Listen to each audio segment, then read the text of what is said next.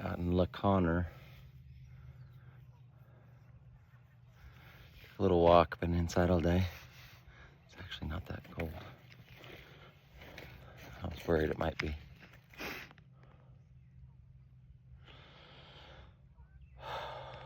Thinking about putting Peace Wars back out there. Published it over 11 years ago, and up to that point I'd been working on it for 7 years, since it was first dropped in my heart. So I guess that makes it about 18 years old. What does it mean to me today? And thinking about the website back out, and it's always just been in my heart. It's not for everybody. Some people have read it and been like, other people have read it and it's made an impact. And for me, when I reread it, it still makes an impact to me. Still things that I want to share or leave behind, principles. And who it's for is the fatherless. The fatherless, like me. I was blessed to have a father partially, until I was 5, and then shadow, sporadic figure for brief seasons of my childhood and adolescence, and then permanent departure when I was 17. And still working that out. Still leaves imprints, But coming into adulthood, I just had that pain of not knowing so many things. Just not knowing how to orient myself, how to set goals, how to accomplish, how to move forward in life. Just feeling stuck, feeling lost. And honestly, things can happen even now when I, seemingly have certain things together. It still jolts me, and I can feel those same insecurities and those same questions pop up. And that's who Peace Wars is for.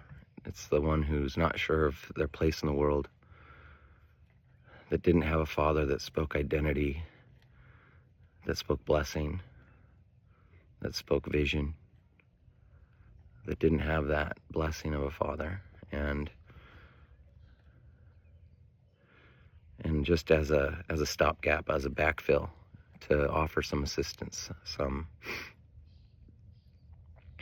companionship, some understanding, some empathy, and, God willing, some guidance to those who are seeking, to those who are asking, and those who are knocking for truth, for a way forward, to redeem their station in life, to make it better than they found it. And to build a bit of a social fabric that can have some strength to it, some resilience, capability of reconciliation and lifting up. That's the heart of the Father. The heart of the Father, our Father in heaven, is for those without fathers, those without men, the widows and orphans. Those are truly the ones that don't have a man in their life. And they're the ones in the book of James, that the pure and undefiled religion is to care for the widows and orphans. And those are the ones that do not have a man in their life. And too often in our generation, there's not many men around. So there's a lot of people without a man in their life, a man to offer that identity and that blessing and that guidance. And so the vision for me is to build men that in turn build families,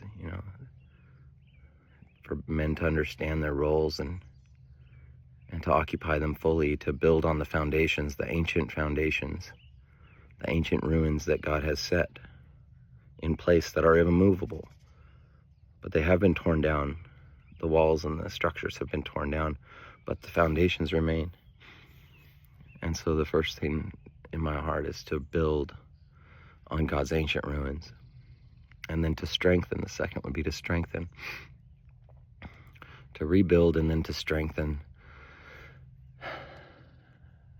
And strengthen has so many different aspects of it.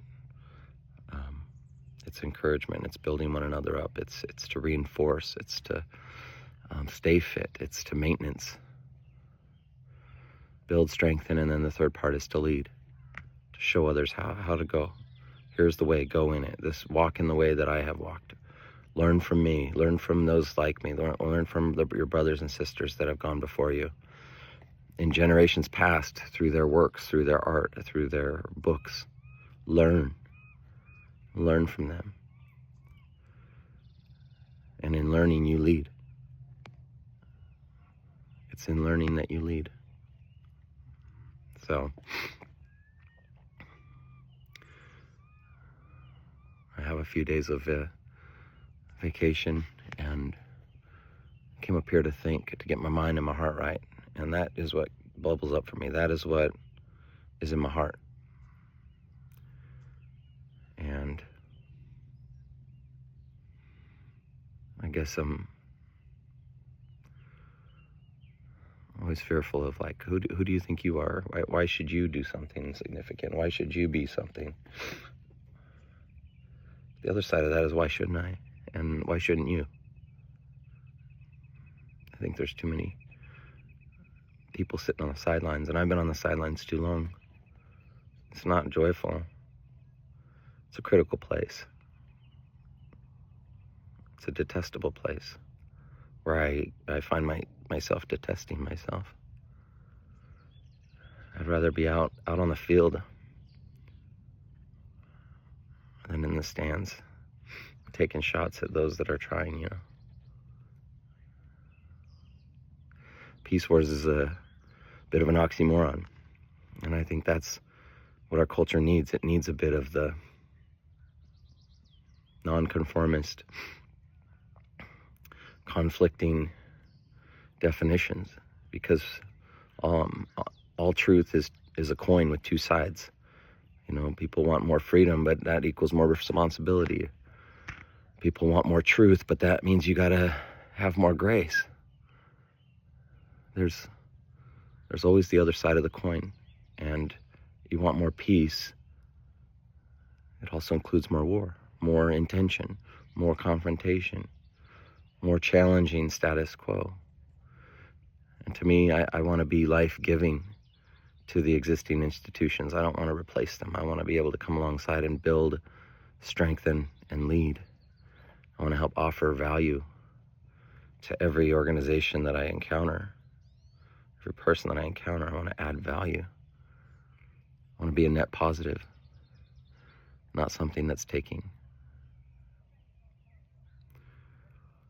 I was going to be writing the next couple days, because Ancient Ruins has been in my heart for a long time. And part of me thinks books isn't really even how you get a message across anymore. It's not really that effective. Who sits down and read a book? Not many people. I don't want to be famous. I don't want to be known. I like my life. So I don't want to be doing YouTube videos every day and that kind of thing. But then again, is that more about me?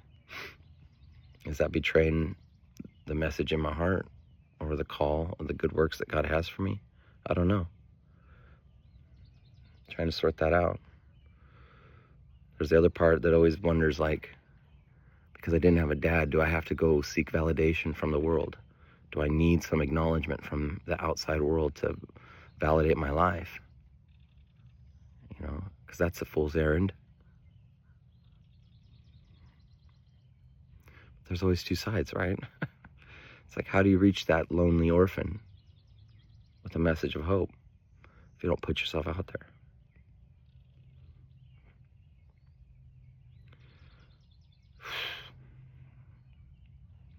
I still got stuff in my heart to purge,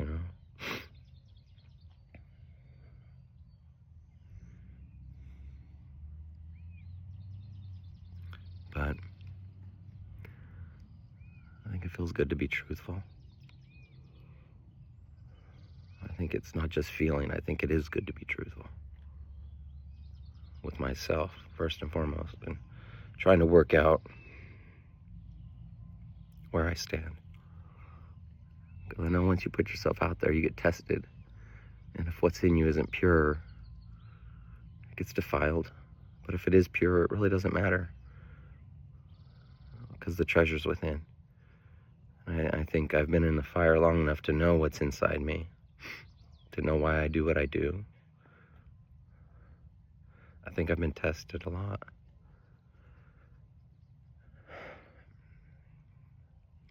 I just don't want to put myself and my family through undue trials that aren't necessary, you know. The trials that come because of who you are and what you're called to do, fine. But trials because of ignorance and because of ego and because of scratches that you just feel like need to be itched. Sometimes itching that scratch makes it worse, you know. So that's kind of my heart where I'm at right now. I'm exploring the options and seeking my heart about what the vision is to move forward, if any, or to scrap the whole thing and just trust God. And if He's going to open doors, He's going to do it.